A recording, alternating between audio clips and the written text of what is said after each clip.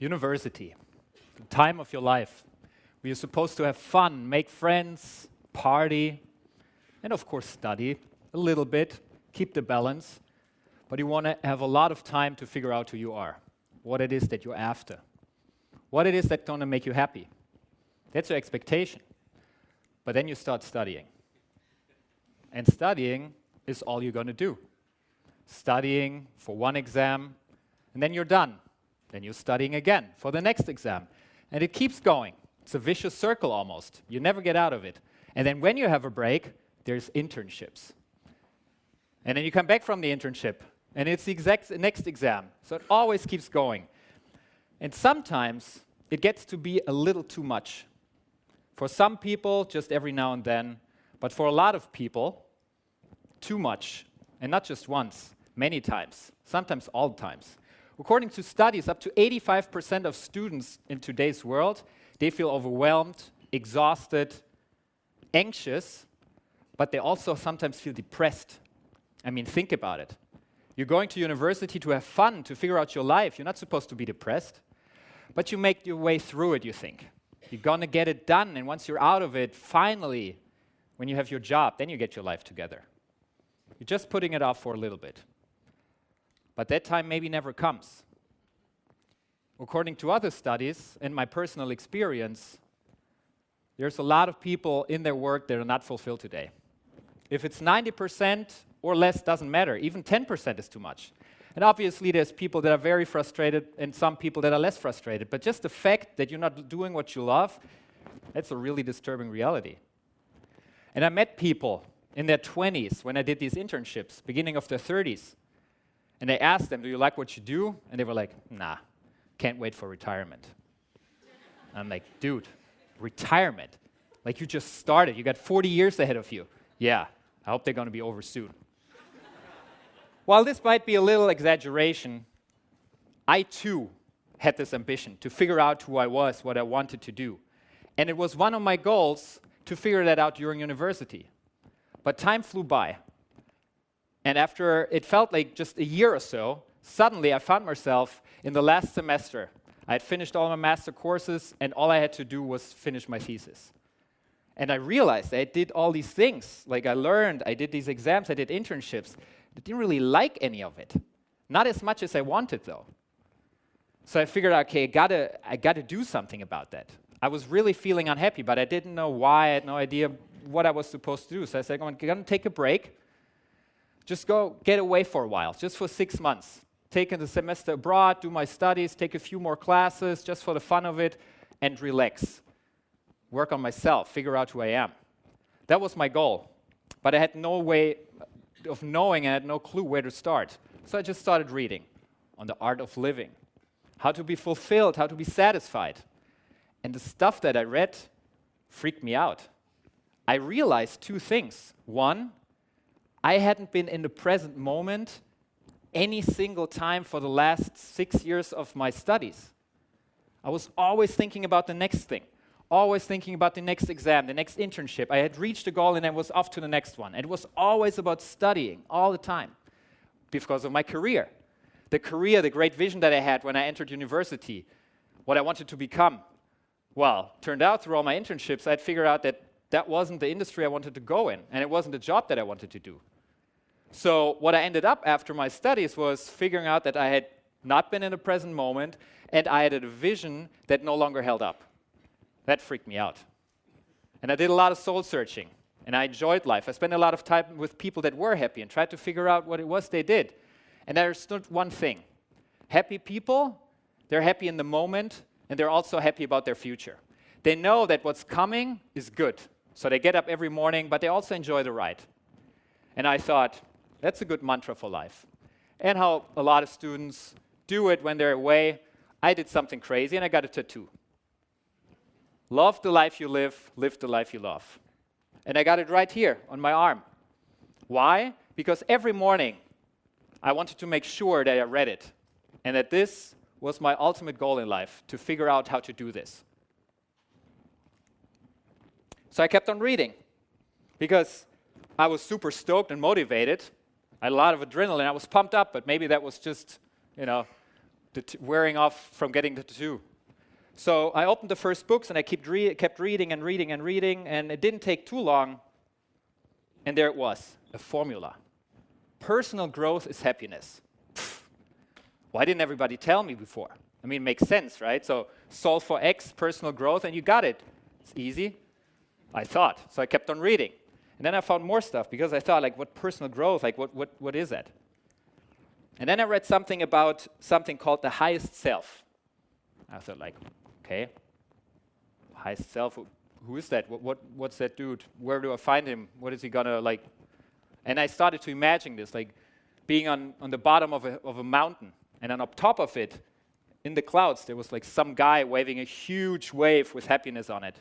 It's like, okay, that was all I knew. And he was shouting, "Catch me if you can." And I thought, it's not a comedy movie. This is not Leonardo DiCaprio up there. I'm not Tom Hanks. This is serious. I need to figure this out. So it was more like a drama, a thriller, action movie. Pretty much maybe like a detective. And what does a detective do? If he has a suspect that he's interested in, well, he collects evidence. He was finding clues and looking for them, trying to make sense of them. So that's what I did. And I started figure out clues. And a good detective, obviously, he knows that he needs actual proof, facts, evidence, not just guesswork. And you're collecting and you're collecting. And what detectives also do is, if they're looking for they start somewhere. They're trying to create a persona. Trying to figure out what this person might look like in order to have an idea what they should be looking for. So in this case of the highest self, what would this suspect be looking like? Might be in perfect shape and full of energy, super healthy. Might be happily married to a beautiful partner. Might be surrounded by loving people at all times, enjoying himself and the company. He might be a successful entrepreneur and a respected leader. He might be a very balanced and calm personality, an enjoyable being with a great passion for travel. And he might be financially independent. He might not have to work for a living, only if he chooses to. Well, obviously, you might know people that, fall in one of these categories. But it would be hard to maybe find this person. But at least it's a stepping stone. It's a way to start.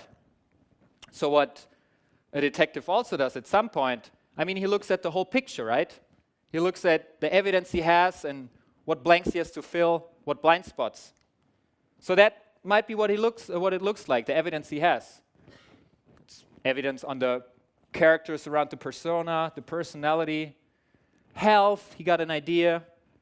Love, not so much. Very blurry picture. I had no idea what this should look like. Same with finance, family, career. And what does a detective do if he sees that he needs to figure these things out? Well, he does whatever is necessary. And depending where he is on the process, he might do something else or different things. So first, he might collect evidence. If he doesn't know where he is, if he starts from scratch, that's what he has to do. So maybe for love, what he would do is figure out, okay, what is love in the first place? What's a relationship? You might read a couple of books just to get into this whole topic, to understand what it is that he's after. Because eventually he wants to think like this guy. That's the only way to get him. But then there might be areas where he's a little bit more certain. He's connected enough evidence to see patterns. But he doesn't quite know yet how these patterns actually make sense and how they end up leading to that vision. Health, for example. Obviously, this guy is a fit dude. He probably works out a lot, he eats well, but what exactly does he eat? How exactly does he work out? How exactly does he recover?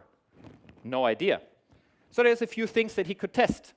Still, he's trying to figure out what's going on. He might talk to a few people and say, hey, you look sharp, you look in good shape, what is it you're doing? He's trying to figure out what's the right way.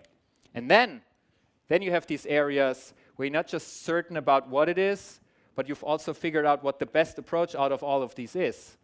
And that's where the fun starts. That's when it's not about thinking anymore. That's when it's about doing. A detective, every now and then, he needs to go undercover. He needs to join the environment and actually become that person, not just think like him, be like him. figure out how he thinks, so at some point that he can be a step ahead, or at least at the same point where this highest self is. So he would keep going. But it would be very hard. He has the feeling that he's getting closer in these areas, bit by bit.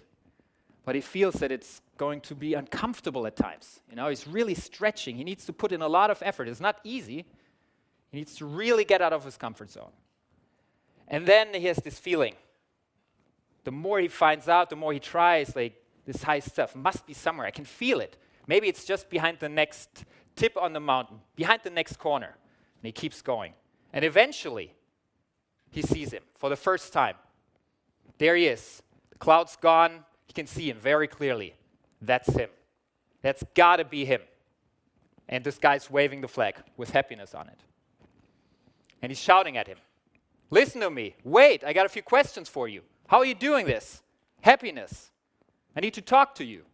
This guy's not responding. He's just smiling, waving the flag. But he gets closer. He puts in the effort because he sees the patterns. He sees what he has to do to get there. And then he's there in front of him. And he's excited. It's like he's in flow. It feels incredible. And he's like, listen to me. Like, what are you doing? Like, this flag, I need it. Like, give me this happiness. That's what I'm after. You have to tell me how to do it. And just rips it away. He's got the flag. It's an amazing feeling. It's like, I'm happy. Yes, he got it. And he has the flag. He closes his eyes just for 1 second, just to get a quick break, catch his breath. Yes. And then he opens his eyes. And there he is. Well, actually, he's not anymore. You look around, and the guy's gone. Where did he go? And then the detective looks up. Jesus Christ, there he is, on top of the mountain again. What happened? What did I miss?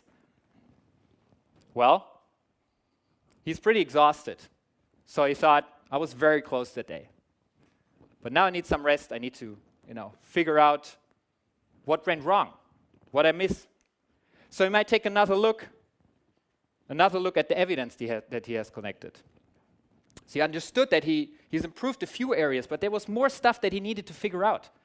Maybe it wasn't enough to just figure out one area, figure out this one persona that they made up. Maybe it's just not enough to just look for a healthy guy. Maybe he has to look for this entire thing. So he collected more evidence. And slowly, everything started to create a bigger picture. And things started to make sense again. Now he could see the patterns in almost every area. The visions became much, much clearer. And he continued to do it. And he kept going. 9 months in, 12 months in, 2 years. He knew it wasn't an easy case to solve. Might take a lot of time and a long time, but he was up for it. And in all of these areas, he came so close to this highest self many times. But the closer he got, the harder it actually became for him to actually get to this point where he wanted. He was always in arm's length, but he could never quite get there. It always seemed like this highest self guy would always be just one step ahead of him. Just one step. Like this one time when he was convinced that this guy must be an entrepreneur. I mean, everything lined up to this fact. Entrepreneur it is. That's what he is. So he spent all of his time going undercover, trying to be like him, think like him, becoming him. But he couldn't find him. What was wrong? Everything felt so right. Well, what he figured out is he was in the right place, but he wasn't looking for the right person. Maybe this person wasn't an entrepreneur. Maybe this person was a leader, a manager. Maybe he wasn't that visionary, but very good at execution. Or this other time, where he thought that this highest self must be such a calm guy, perfectly balanced all times, control of his emotions, laser focus. And then he figured all that stuff out. I mean, he's got to be a meditator. I mean, he's got to be meditating all day long. That's the skill, right? That's what he read. Meditation helps me to do this. So he meditated. He said, I got to catch up to this guy. So he bought an app, and he meditated. Day in, day out. Hours. He thought, if I could just finish all these packs in this app, everything would be fine. Well, he never found him. Eventually, he learned that meditation was not about quantity. And it wasn't about meditation at all. It was about what he got through meditation. So he kept on going, and everything made more sense, and this picture got better and better, and he was closer and closer, but it just frustrated him. It just frustrated him to see that, it seemed like a never-ending chase, like an infinite game. And then he started thinking about, should I continue to do it, or should I just drop this case at some point? So he went to his colleagues and friends. He said, listen, guys, I'm on this case. I'm like catching this guy, this high self dude, and I know what he looks like. I know what he does. I mean, I'm almost like him. I figured all these things out. I know what kind of partner he's after. I actually found a partner myself, just following this guy, becoming him. Like, we seem to share so many things. And health, got it figured out. I'm in great shape right now. But it's just, I can't seem to catch this guy. And the colleagues would be like, this guy, he's a ghost. He doesn't exist. Maybe you're making him up. That's maybe why you don't catch him. But he was like, no, he exists. I've seen him. I've been there, like right next to him. I've even touched him. And then there's a few people like, you should keep going. I believe you. This case makes sense. You have to keep going. And that's what he tells himself as well. I will solve that case. I'll keep going until I chase this guy. But then eventually, at some point, he started noticing something. All this time, while he had been chasing this guy, he actually adapted all of his skills, all of his abilities, his capabilities, his mindsets. He was living a happy life. He loved these friends that he met while he was going undercover and figuring out what this guy was. As I said, he was in great shape. He was super healthy. He had a laser focus because he had figured out how to meditate. All his life made sense. He loved it. Yet there was this small little bit, but it didn't really matter. At the end of the day, he thought, this chase might actually be the best thing that ever happened to me. It's not frustrating me. It's making me better. It's making me happy, actually. Although I never get it, I seem to feel much, much better in my life. Everything seems to be in place. And then he asked himself, do I actually ever want to have this chase over? Do I actually ever want to catch this guy? Why couldn't this just go on forever? Day in, day out, for the rest of my life. Well, maybe we should all figure out what our best self is and be that detective.